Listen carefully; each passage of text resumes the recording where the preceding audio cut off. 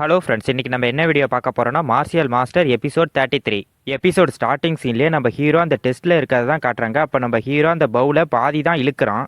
அப்போ ஒருத்தன் என்ன சொல்கிறான்னா, அவனோட பவுவோட ஸ்டிங்கை பாதி தான் இழுக்கிறான், இப்படி இருந்தால் அவன் டெஸ்ட்டில் பாஸ் ஆக மாட்டான் அப்படின்னு சொல்கிறான்.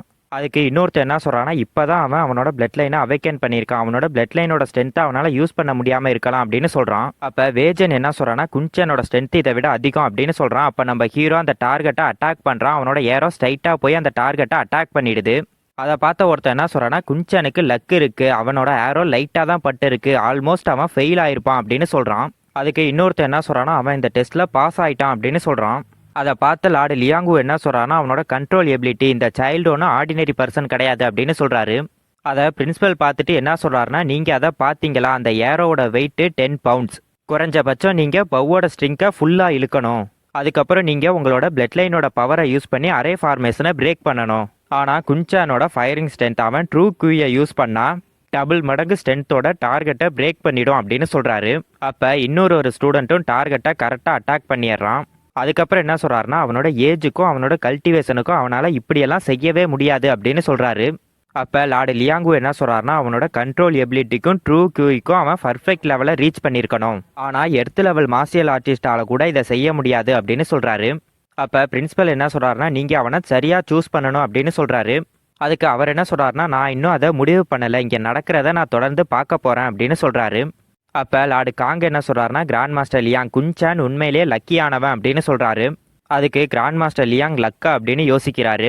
அப்போ நம்மளுக்கு லீயை தான் காட்டுறாங்க. அவன் ஸ்ட்ரைட்டாக போய் அந்த டார்கெட்டை அட்டாக் பண்ணுறான். அப்போ அவனோட ஏரோ டார்கெட்டை உடச்சிட்டு பின்னாடி இருக்கவங்கள அட்டாக் பண்ண போயிடுது. அப்போ ஒருத்தர் வந்து அவனோட ஏரோவை பிடிச்சிடுறாரு. அப்போ அவர் என்ன சொல்கிறாருன்னா, அவன் கம்ப்ளீட்டாக அயன் டார்கெட்டே உடச்சிட்டான் அப்படின்னு சொல்கிறாரு.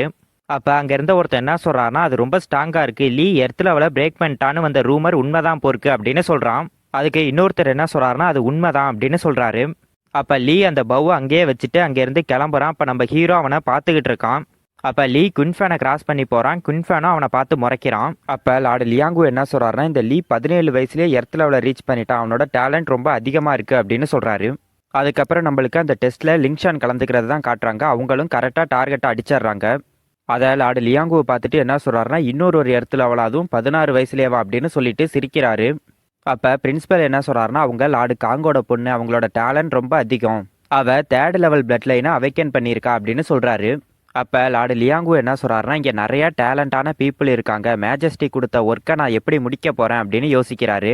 அப்போ அந்த டீச்சர் என்ன சொல்கிறாருன்னா, ஃபஸ்ட்டு எக்ஸாம் முடிஞ்சிட்டு இப்போ செகண்ட் மிலிட்ரி எக்ஸாம் ஆரம்பிக்க போகுது, இந்த செகண்ட் ரவுண்டில் யாராவது மோசடி செஞ்சீங்கன்னா அவங்க தண்டிக்கப்படுவீங்க, அதோடு இல்லாமல் ரூல்ஸை மீறினீங்கன்னா எக்ஸாம்லேருந்து வெளியேற்றிடுவோம் அப்படின்னு சொல்கிறாரு. அப்போ நம்ம ஹீரோ லீட்டியாட் என்ன சொல்கிறான்னா, இந்த பேட்டிலில் வெற்றி தோல்வி முக்கியம் இல்லை, நீ உன்னோட பேட்டில் எக்ஸ்பீரியன்ஸை இன்க்ரீஸ் பண்ணிக்கணும், அதுதான் ஸ்ட்ராங்காக இருக்கவனுக்கும் வீக்காக இருக்கவனுக்கும் உள்ள டிஃப்ரென்ஸ் அப்படின்னு சொல்கிறான். அதுக்கு லீட்டியான் புரிஞ்சுது அப்படின்னு சொல்கிறான். அப்போ டீச்சர் என்ன சொல்கிறாருன்னா, லீ நீ 3rd அரேனாவுக்கு போ அப்படின்னு சொல்கிறாரு.